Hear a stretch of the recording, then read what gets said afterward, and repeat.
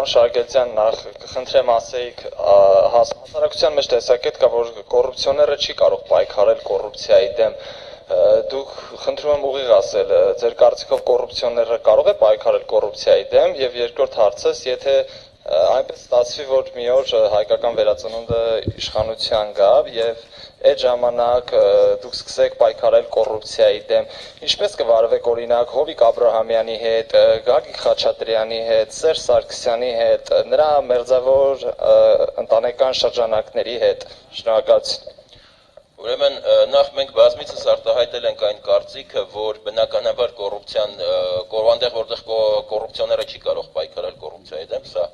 ձևակերպումը կա միանշանակ։ Երկրորդը մենք խոսել ենք նաև այսօրվա գործընթացների մասին եւ ասել ենք, որ կառավարությունը չի կարող պայքարել կոռուպցիայի դեմ այն մեխանիզմով, որը ներկայացված է, ինչու, որովհետև խոսքը վերաբերվում է գործադիր իշխանության մեջ կոռուպցիայի դեմ պայքարելու մասին։ Եվ ասել ենք, դա նաև հայտարարել ենք հրապարակային եւ բազմիցս, որ պետք է լինի անկախ մարմին։ Այդ մարմնի մեջ պետք է ներգրաված լինեն եւ մասնագետներ, եւ քաղաքացիական հասարակությունը, եւ ընդդիմությունը, եւ նաեւ հասկանալ է պետական գերատեսչություններից, բայց մարմինը պետք է լինի անկախ եւ գերակշիռ մասը պետք է լինի ուրեմն քաղաքացիական հասարակություն մամուլ, հասարակական կազմակերպություններ մամուլ, ընդդիմադիրներ եւ համապատասխան մասնագետներ, որոնք նաեւ ֆինանսներ են, բայց անկախ մասնագետներ, այդպիսիք պետք է գտնել։ Այնպես որ այս մեր մոտեցումը, որ անկախ մարմին պետք է լինի, բազմիցս ասվել է, կրկնվել է, ես դրա մասին նորից կրկնում եմ։ Ինչ վերաբերվում է արդեն ընդհանրապես կամ մարդկանց, որոնց մասին նշեցիք, մենք պետք է հասնենք մի շատ կարևոր բանի, որ բոլոր օրենքի առաջ հավասար պետք է լինեն։ Սա է մեր սկզբունքը եւ սրա վրա ենք մենք աշխատելու, ինչպես եւ միշտ աշխատել ենք։ Սա մեր դիրքորոշումն է, որը արտահայտված է բարբերաբար եւ հրապարակայնորեն։ Օրենքը պետք է լինի գերակա, օրենքը պետք է աշխատի։ Սա է հիմնահարցը։ Կարող եք այսօր ասել ինձ Հայաստանի բնակչությունը որքան է։ Ոչ պաշտոնական տվյալներով։ Ոչ պաշտոնական վիճակագրությամբ, որովհետև կուսակցությունները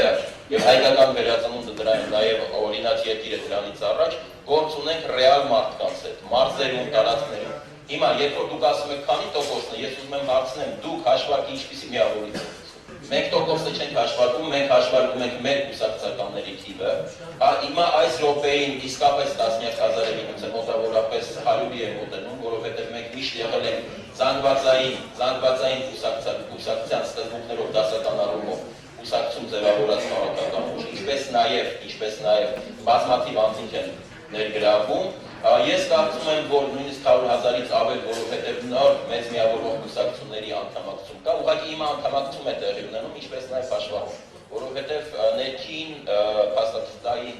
խնդիրներ կան, կազմակերպված ադմինիստրացիա կա, այսինքն կուսակցության գործընթաց են տեղի ունենում։ Բայց որ սա է, մոտավորապես թիվից, թե որ տոկոսն է, դա կախված է լինելու նրանից, եթե դուք ինձ ասեք, թե վերջի այսօր ձեր տվյալներով Հայաստանում որքան մարդ կա, ենթադրելով չի, եթե դուք ուղիղ թիվն եք ուզում, քանակը մոտավորապես ես ձեզ արդեն ասացի, բայց այդ քանակը կճշգրտվի մենք նո ավելի հստակ փոխանցել, որովհետև հիմա տեղի ունենում եւ անդամագրման գործընթաց, հա,